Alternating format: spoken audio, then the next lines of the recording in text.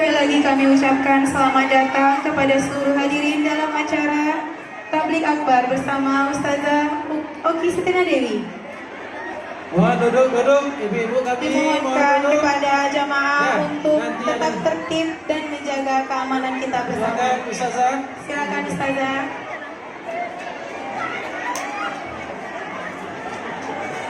Silakan duduk yang telah cepat duduk telah kita sediakan. Kami ucapkan terima kasih dan selamat datang. Yang terhormat, yang kami cintai, yang kami banggakan, serta kami tunggu kedatangannya. Adik-adik. Ustazah Uma Oki Setina Dewi beserta tim Banyak-banyak. dakwah organizer. Banyak-banyak di depan. Tadi pagi saya mengisi di Kota Padang, kemudian siang tadi di Padang Panjang, sore ini di Batu Sangkar, dan insya Allah nanti malam di Sungai Puan. Saya bahagia karena saya pulang kampung di kampungnya suami. Suami saya orang Sungai Puan, ibu-ibu sekalian. Nanti malam saya akan ke kampung suami dan banyak saudara-saudara suami di Batu Sangkar ini juga. Dan tadi suami saya katakan, sampaikan kalau mertua itu suku dan piliang dan pisang katanya. Barangkali di sini ada orang-orang dengan suku piliang dan suku pisang, ada? Masya Allah, mertua saya. Baik, Bapak dan Ibu, hari ini saya tidak sendirian karena saya bersama Ustazah Asma. Beliau dari Gaza, Palestina. Masya Allah. Beliau akan memperkenalkan diri dan beliau akan bersama-sama membaca Al-Fatihah. Sebelum memperkenalkan diri, beliau akan membaca Al-Fatihah. Satu ayat, Ibu ikuti. Satu ayat, Ibu ikuti, boleh? Biar kita mengawali hari ini dengan Quran, dengan bacaan yang baik, dengan bacaan yang betul dari beliau, karena beliau adalah guru Quran di Gaza, Palestina, dan beliau baru sampai beberapa hari yang lalu ke Indonesia, dan beliau mengatakan dalam perjalanan tadi, Masya Allah, Sumatera Barat ini seperti jannah, katanya. Indah sekali. Indah sekali. Beliau suka sekali dengan Sumatera Barat ini. Beliau melihat gunung-gunungnya, ya. Beliau lihat hijau, lihat pohon kelapa dan sebagainya. Jadi beliau katakan tempat ini seperti surga yang beliau belum pernah lihat sebelumnya. Jadi saya bahagia sekali karena beliau mencintai Indonesia, terkhusus Sumatera Barat ini. Kita akan dengar kalimat dari beliau dan kita akan belajar sama-sama Al-Quran khususnya Al-Fatihah bersama beliau. Dan mudah-mudahan kita semua bisa ikuti. Setelah itu hari ini kita akan sedikit membahas mengenai tema kita pada hari ini, pendidikan Islami keluarga di zaman globalisasi. Tapi saya akan membacakan nanti surah Luqman dan As-Saffat, insya Allah. Bagaimana Luqmanul Hakim mendidik anak-anaknya, dan juga surah As-Saffat berisi bagaimana Nabi Ibrahim alaihissalam mendidik anaknya. Baik, saya langsung serahkan kepada Ustazah Asma bin Gaza, Palestina. Tafadhal ya Ustazah.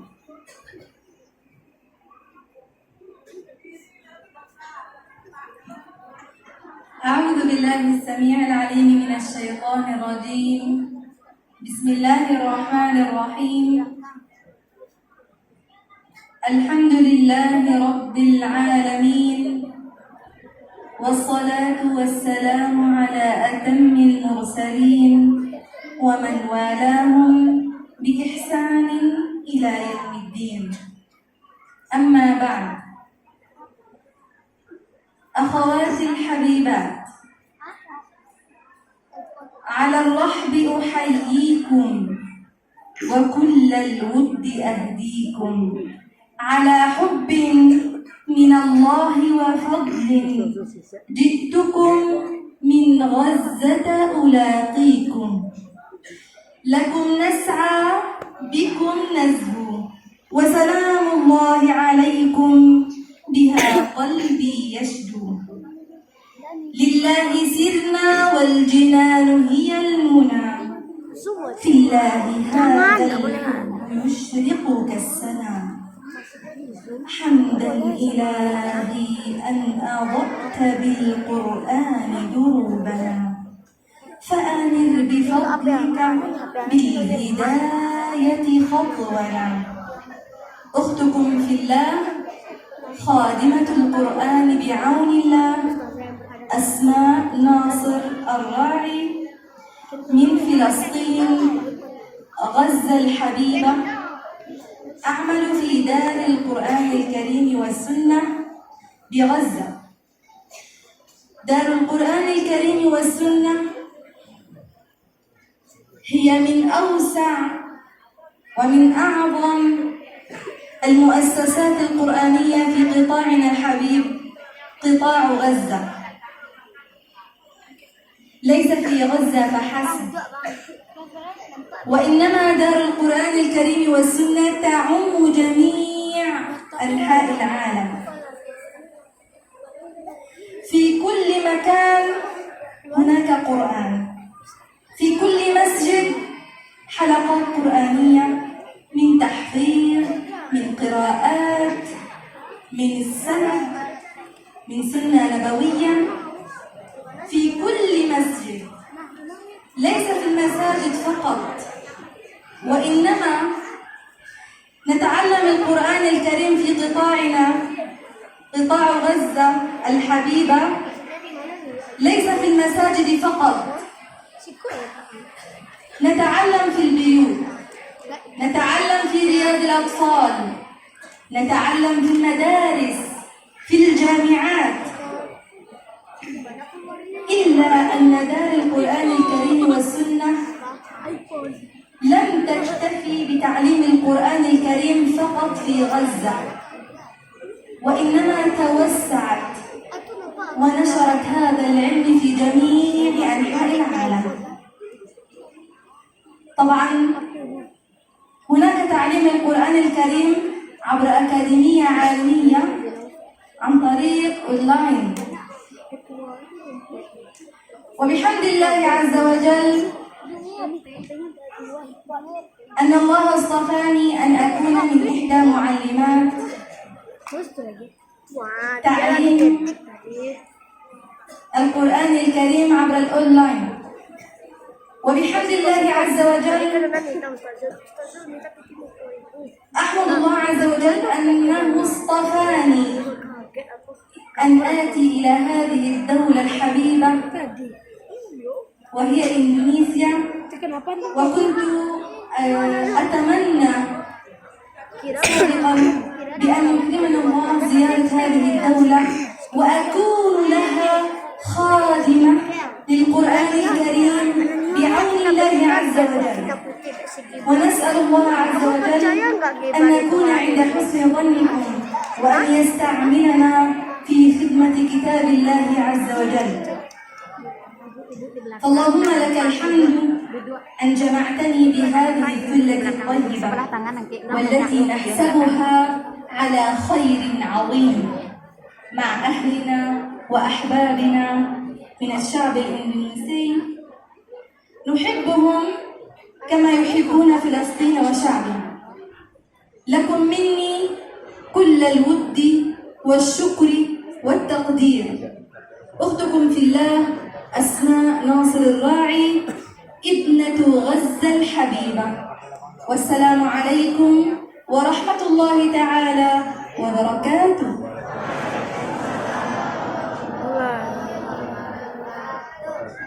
Baik, kemudian ibu sekalian, Masya Allah, kita kehadiran seorang mu'allimah, seorang guru dari Gaza, Palestina, baru beberapa hari di Indonesia. Dan ketika saya mendapat kabar bahwa saya ada safari dakwah di Sumatera Barat, saya sengaja mengajak beliau supaya beliau melihat indahnya Indonesia yang diwakili dari Sumatera Barat. Karena saya tahu Sumatera Barat itu indah sekali. Dari pesawat sudah lihat bergunung-gunung ya, dengan danau dan sebagainya.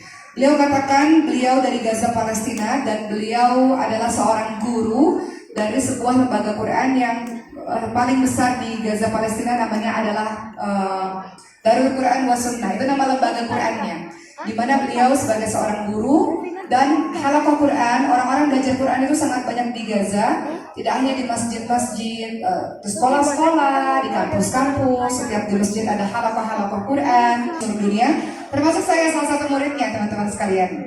Jadi kenapa ada Ustaz Asma di sini? Karena saya sedang belajar Al-Quran bersama dengan beliau. Nah, pada hari ini beliau juga menyampaikan rasa cintanya yang luar biasa kepada Indonesia. Dan ini tentu saja mengingatkan kita kembali kepada Palestina yang tidak bisa kita lupakan. Kita kirim doa untuk sahabat-sahabat kita yang ada di sana. Dan mereka adalah penjaga-penjaga terdepan dalam menjaga masjid kita bersama, yakni Masjid Al-Aqsa di Palestina. Dalam surah Luqman ayat ke-14,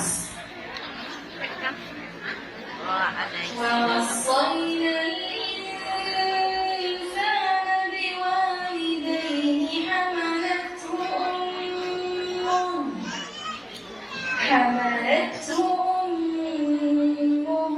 وهنا على وهن وفصاله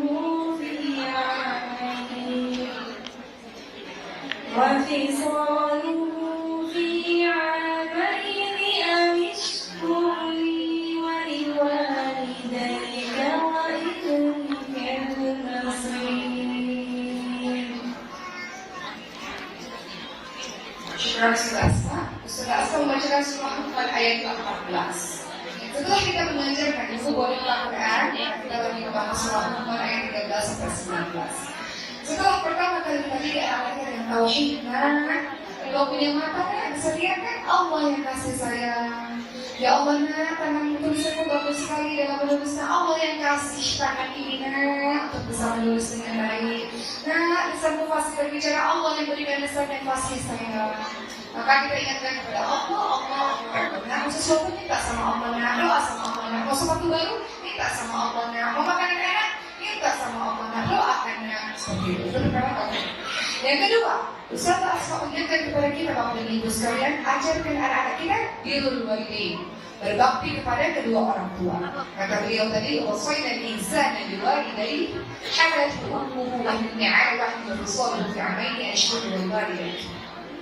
Dan kami perintahkan kepada manusia untuk berbuat baik kepada ibu bapaknya, terutama kepada ibunya yang telah mengandungnya dalam keadaan lemah yang bertambah-tambah dan menyakitnya dalam 2 tahun.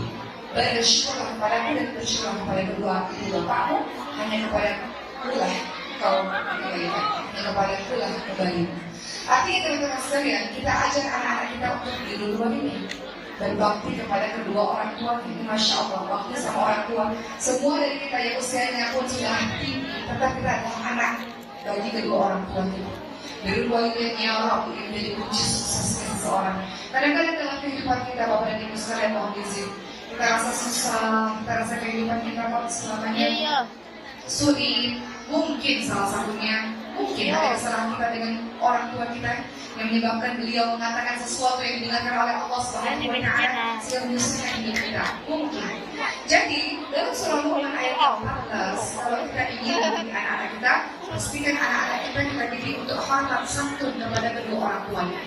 Pertanyaan, kalau orang tuanya sendiri tidak santun kepadanya, bagaimana dia bisa santun kepada kedua orang tuanya?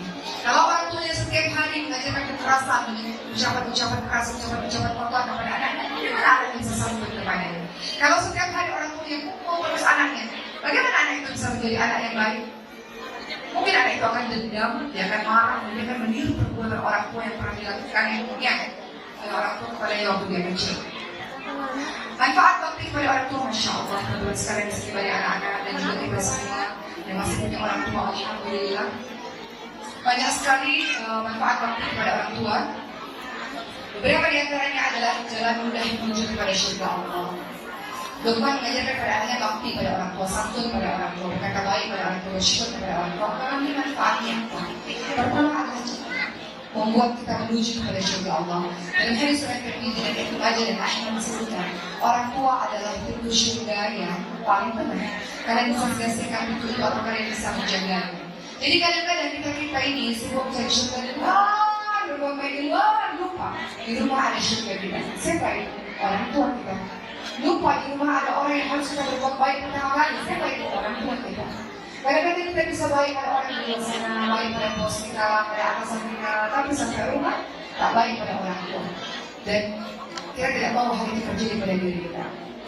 Dikatakan bahwa manfaat bakti kepada orang tua menjadi jalan menuju ke surga Allah Subhanahu wa Ta'ala. Manfaat bakti kepada orang tua yang kedua, dipanjangkan umur yang penuh dengan keberkahan. Dari hadis surat Ahmad disebutkan, siapa yang suka untuk dipanjangkan umurnya dan ditambahkan rezekinya, maka berbaktilah kepada kedua orang tua dan jalinlah hubungan silaturahmi. Wah, ini penting.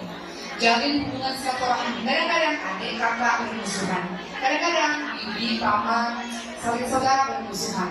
Maka Allah Rasulullah ingatkan, siapa yang suka dipanjangkan umurnya dan ditambahkan rezekinya, maka berbaktilah kepada kedua orang tua dan jalin hubungan tali silaturahmi. Kemudian apa manfaat bakti pada orang tua berikutnya? Kenapa Luqmanul Hakim sampai menyuruh anaknya untuk bakti kepada orang tua? Karena doanya orang tua mustajab. Apa kata Rasulullah SAW yang surat Ibnu Majah? 3 doa yang mustajab dan tidak diragukan lagi, yakni doa orang yang dizalimi, doa orang yang sabar, orang yang kepergian, dan juga doa orang tua kepada anaknya. Maka penting bagi anak-anak, siapapun kita yang masih punya orang tua, bersyukur kita punya rezeki dari Allah SWT, kita punya anugerah dari Allah SWT, yakni doa kalau diucapkan oleh orang tua kita dikabulkan. Maka ketika ada orang tua kita yang meninggal dunia, kita kehilangan 2 hal. Pertama, kita tidak bisa dapat doanya lagi. Kemudian kedua, kita tidak bisa mendapatkan nasihatnya lagi. Betul ya Bu? Orang tua yang sudah meninggal dunia, kita nggak bisa rindu kita akan nasihatnya. Kita nggak bisa minta doanya lagi. Maka siapapun dari kita yang masih punya orang tua, saya masih punya orang tua tunggal di saya. Maka pastikan sisa-sisa umurnya, teman-teman sekalian, kita berikan bakti kita yang terbaik padanya. Karena kita membutuhkan nasihat dan doa. Ibu-ibu ingat kisahnya Uwais Al-Qarni. Uwais Al-Qarni adalah orang yang tidak terkenal bagi penduduk dunia, orang yang miskin, orang yang punya fisik yang juga tidak baik. Tapi beliau adalah orang yang sangat bakti sama orang tua, sayang sama ibu. Suatu ketika Uwais Al-Qarni izin pada ibunya, ibu saya ini sudah masuk Islam, namun saya belum pernah bertemu dengan Nabi Muhammad SAW. Saya rindu ingin sekali melihat wajah beliau. Ibunya izinkan, tapi hanya sebentar saja karena ibunya juga sudah sakit, sudah 2 renta. Tapi perjalanan dari kampungnya Uwais Al-Qarni sampai menuju ke Madinah tempatnya Rasulullah jauh sekali berbulan-bulan.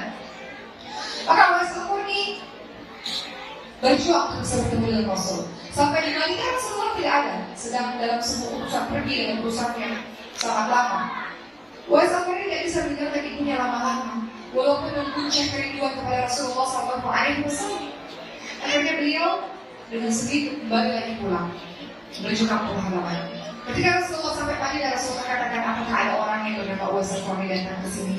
Kemudian Rasulullah berkata kepada para sahabatnya, Sayyidina Aman, dan Sayyidina Ali bin Abi Thalib, kalau kalian melihat seseorang atau bertemu dengan seseorang yang namanya Uwais Al-Qarni, mintalah agar dia mendoakan kalian, mintalah agar dia minta ampun kepada Allah SWT untuk kalian. Padahal Sayyidina Ali bin Abi Thalib dan Sayyidina Umar adalah sahabat yang mulia, sahabat yang luar biasa. Tapi kenapa Rasulullah kalau ketemu dengan Uwais Al-Qarni, mintalah doa kepadanya, mintalah agar Uwais Al-Qarni beristighfar untuk kalian, meminta ampun kepada Allah untuk kalian. Kenapa? Karena Uwais Al-Qarni orang yang terkenal di penduduknya hati. Kenapa? Sebab dia berbuat berbuat baik kepada kedua orang tua, khususnya kepada ibu. Kadang-kadang kita sibuk cari surga, cari amal yang banyak di luar sana, kita lupa kita masih punya orang tua kok yang kita bisa jadikan surga di sini. وإن جاهداك على أن تشرك بي ما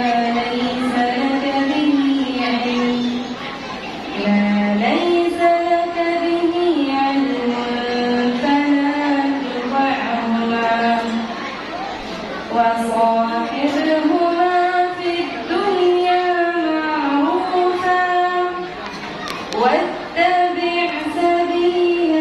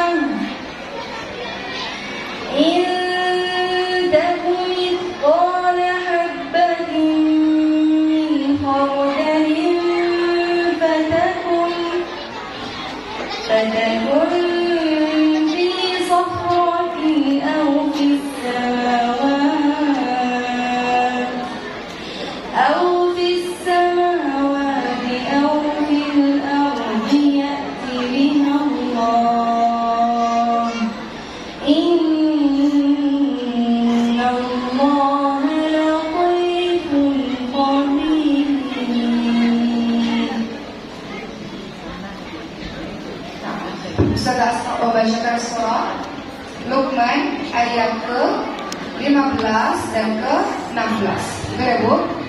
Dalam surah Luqman ke-15, Ustazah Asma mengatakan membaca yang artinya, dan jika kedua orang tuamu memaksamu untuk menyekutukan Allah dengan sesuatu yang kau tidak punya ilmu tentang itu, janganlah engkau mentaati keduanya dan pergaulilah keduanya di dunia dengan baik, dan ikutilah jalan orang yang kembali kepadaku, kemudian hanya kepadaku tempat kembalimu, maka akan aku beritahukan kepadamu apa yang telah kamu kerjakan. Kadang-kadang orang tua kita, Bapak dan Ibu sekalian, menyuruh kita pada perkara-perkara yang jauh dari agama Allah Subhanahu wa Ta'ala. Tidak perlu diikuti, tidak ada ketaatan dalam kemaksiatan, tapi santun harus, berbuat baik, santun, hormat harus. Tapi ketika perintah itu melanggar perintah Allah, santun tetap, melainkan tidak mengikuti perintah, karena tidak ada ketaatan dalam kemaksiatan. Dan Islam kita tetap terus berbakti, tetap terus sopan, santun, baik pada orang tua, tapi tetap punya prinsip.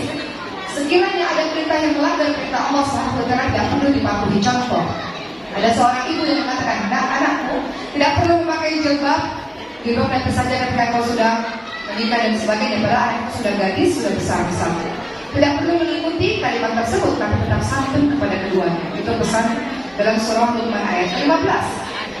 Ayat ke-16 yang beliau bacakan tadi, Ya bunayya innaha in takun mithqala habatin min khardalin fatakun fi sakhratin aw fis samawati aw fil ardi ya'ti Allah, innallaha latifun khabir.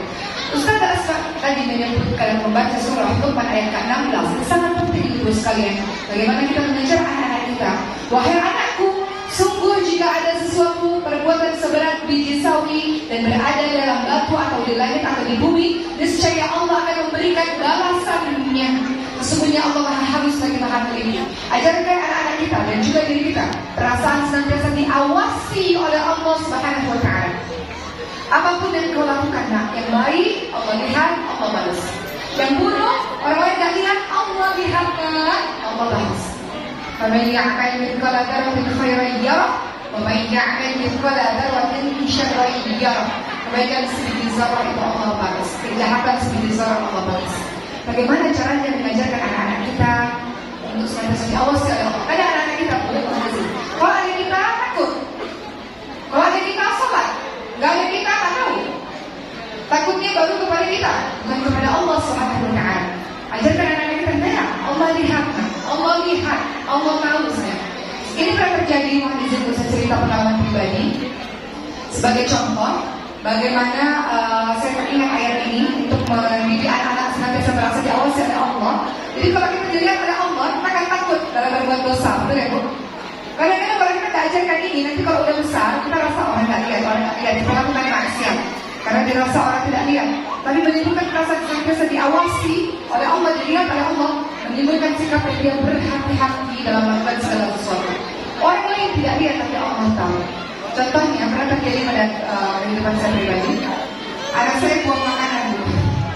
Jadi dia makan, kemudian dia ingin minta tambah. Saya katakan kalau tambah makanan harus dihabiskan, karena banyak orang tua saya tidak bisa makan, jadi makanan itu harus habis. Jadi saya dididik oleh keluarga, karena saya pribadi pernah susah makan Ibu sekalian. Jadi saya nggak suka lihat orang buang makanan, karena saya pernah susah makan. Saya pernah saya 9 tahun, itu saya pernah makan nasi lauknya telur asin, karena itu punya nasi tetangga selama seminggu, pagi siang sore itu telur asin. Jadi kalau ada makanan dibuang-buang itu sekarang pernah susah makan. Jadi kalau ada orang bawa makanan sedih. Maka saya ajarkan pada anak-anak nggak boleh membuang makan. Lebih baik ambil sedikit kalau kurang tambah daripada banyak lalu dibuang. Betul ya Bu? Akhirnya pada suatu ketika anak saya mengatakan mau minta tambah, saya katakan boleh tambah tapi harus dihabiskan. Ketika tambah, dia minta tambah roti, saya mau tambah roti, saya kasih roti. Dalam 1 detik dia katakan sudah habis.